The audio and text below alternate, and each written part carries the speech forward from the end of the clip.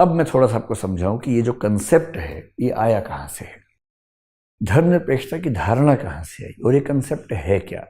Concept तो 19वीं century में पहली बार ठीक से विकसित हुआ। तो मैं पहली संकेत कर दूं कि 19वीं सेंचुरी में पहली बार इस शब्द का प्रयोग एक कंसेप्ट के रूप में हुआ, व्यवस्थित कंसेप्ट के रूप में हुआ। उसके पहले धर्मनिरपेक्षतावाद या सेकुलरिज्म एक कंसेप्ट के रूप में, व्यवस्थित विकसित कंसेप्ट के रूप में, स्टैंडर्ड कंसेप्ट के रूप में नहीं मिलता है। क्या हुआ था? देखिए, पश्चिम के इतिहास में एक बहुत बड़ा समय है जिसको हम बोलते हैं अंधकार युग। और यदि आप इतिहास के विद्यार्थी रहे हैं तो आपने इस शब्द को सुना ही होगा, डार्क एज कहते हैं जिसको। इतिहास वैकल्पिक विषय है तो पढ़ा ही होगा। जीएस में हालांकि ये हिस्सा नहीं है पाठ्यक्रम में, लेकिन बैकग्राउंड में इसका जिक्र आता ही होगा, इसके बिना बात समझना आसान नहीं है। मोटे तौर पर 5वीं शताब्दी के आसपास से 14वीं शताब्दी के शुरुआती हिस्से तक के समय को हम अंधकार काल या डार्क एज कहते हैं। क्यों कहते हैं अंधकार काल? क्योंकि इस समय यूरोप की दुनिया में किसी भी चीज का विकास नहीं हुआ। न अर्थव्यवस्था का हुआ, न ज्ञान का हुआ, न विज्ञान तकनीक का हुआ, न सोसाइटी का हुआ, न लिटरेचर का हुआ, न फिलोसफी का हुआ। ले दे के एक आध कवि 1000 साल में मिलता है, ले दे के एक दो दार्शनिक मिलते हैं, सेंट एंसेल्म है जैसे, लेकिन वो भी ईसाइयत के भीतर रह के दर्शन की चर्चा कर रहे हैं, स्वतंत्र चर्चा तो नहीं हो रही है। इस 1000 साल में चर्च का प्रभुत्व इतना ज्यादा था और धर्म अपने आप में इतना रिग्रेसिव था, इतना प्रतिगामी था, इतना मतलब विकासशील होने के विपरीत था कि पूरे यूरोप की दुनिया का विकास हो ही नहीं पाया। चर्च का मानना था कि जीवन का उद्देश्य परलोक की प्राप्ति करना है, इहलोक में कुछ नहीं रखा है। अगर आपने बाइबल का जेनेसिस का हिस्सा पढ़ा हो तो उसमें कहते हैं कि आदम जो सबसे पहला मनुष्य था, एडम जिसको बोलते हैं, वो स्वर्ग में था, वो ईश्वर के संतान था। ईव जो कि पहली स्त्री है, उसको ईश्वर ने पैदा किया ताकि एडम को साथ मिल सके। और ईव को पैदा कैसे किया? तो एडम की एक एक्स्ट्रा पसली से ईव को पैदा किया। ईश्वर की हिदायत थी कि कुछ गड़बड़ मत करना, लेकिन ईव के उकसाने पर एडम ने गलती कर दी, ऐसी एक धारणा आती है। जिसके बाद वो गलती हुई तो ईश्वर ने दंड स्वरूप दोनों को गार्डन ऑफ ईडन से, स्वर्ग के उद्यान से, पनिशमेंट के तौर पर, दंड के तौर पर पृथ्वी पे भेज दिया। ये पृथ्वी जो है ईसाइयत में एक जेल की तरह है। ईश्वर ने अपने घर से निकाल दिया, घर निकाला दे दिया और जेल बना दी। उस जेल का नाम पृथ्वी है, पृथ्वी पे हम लोग रहते हैं। हमें इस पृथ्वी पे खुश नहीं होना है, हमें इस पृथ्वी से मुक्त होकर वापस ईश्वर के पास जाना है। बाइबल की मूल प्रति वही है। यहां तो बाइबल की मूल प्रति की हम प्रतिलिपियां करके पढ़ लेते हैं। और इसलिए पूरे मध्यकाल की कोशिश क्या है? चर्च केंद्र में है, पोप हैं और जो उनके बाकी सब हैं, पादरी हैं, वो लगातार मनुष्य को कह रहे हैं कि तुम पापी हो, पाप की वजह से इस पृथ्वी पर जेल काट रहे हो, इस पाप से मुक्त होगे तभी जाके वहां पर वापस लौट पाओगे।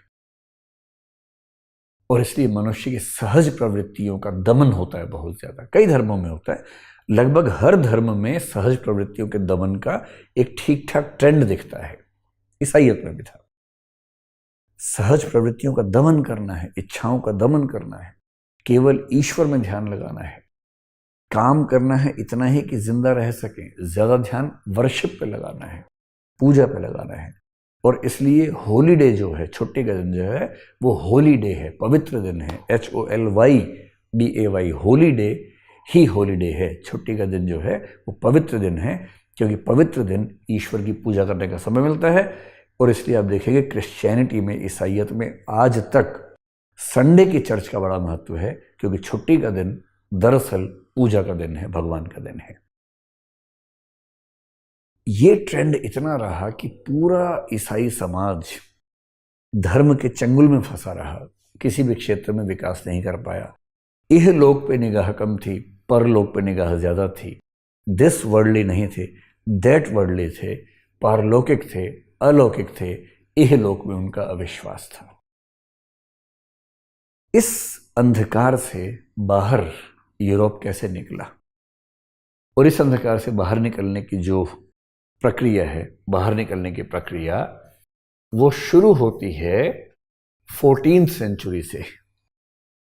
आपने एक शब्द सुना होगा रेनेसां, यानी कि पुनर्जागरण। जब यहाँ के लोगों को ग्रीक समय का, विशेष रूप से अरस्तु के ग्रंथ मिलने शुरू हुए, तब उनको समझ में आया कि हम तो अतीत में बड़े महान थे, बड़ा गहरा चिंतन करते थे। अरस्तु का समय ईसा पूर्व का है, ईसा मसीह से पहले का समय है, ईसाइयत से पहले का समय है। और ईसाइयत के विकास से पहले सुकरात, प्लेटो, अरस्तु, पार्मेनाइडिस, हेराक्लाइटस और आपने बहुत सारे गणितज्ञों का नाम सुना है, वो गणितज्ञ उस दौर में हुए, जैसे और बहुत सारे चिंतक अलग अलग फील्ड के उस दौर में हुए जिन्होंने मिलकर चिंतन किया और बड़ा गहरा चिंतन किया।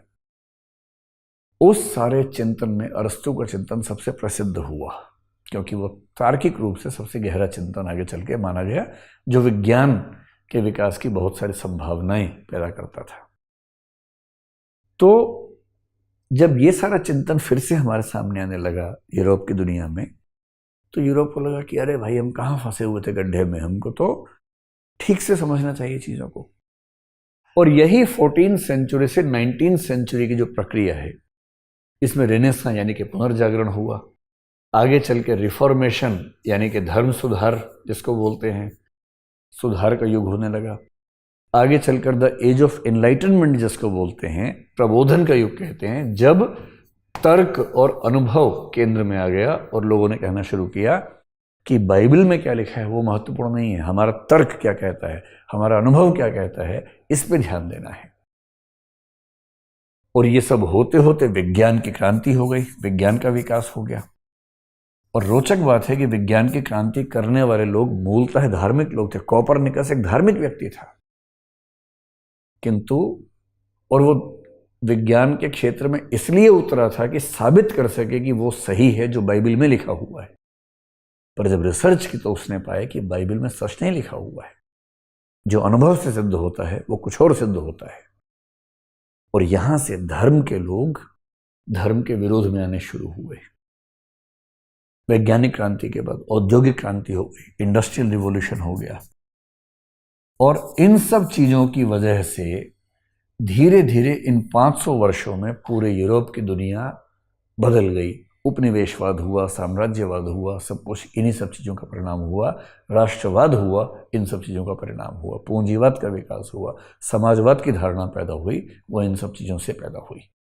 कभी उस इतिहास को भी समझेंगे कि वो सब कैसे हुआ।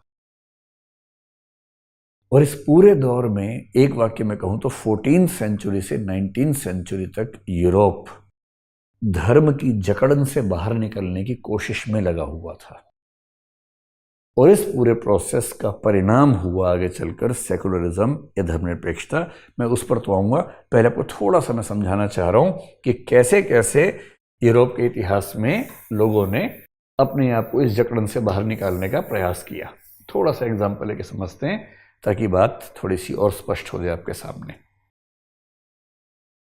16th सेंचुरी से ये साफ दिखना शुरू होता है। 16th, 17th, 18th, 19th में आपको कुछ विचारकों का जिक्र करके समझाने का प्रयास करता हूं कैसे हुआ, यूरोप की दुनिया कैसे बदली। 16th सेंचुरी में एक वैज्ञानिक काम कर रहा था जिसको बोलते हैं कोपरनिकस। आपने कोपरनिकस का नाम तो सुना ही होगा। और अगर मैं वैज्ञानिकों की ही बात करूं तो 16th सेंचुरी में कोपरनिकस के काम करने के बाद 17th सेंचुरी में एक व्यक्ति लगा हुआ था, न्यूटन नाम का, बहुत प्रसिद्ध वैज्ञानिक हुआ न्यूटन।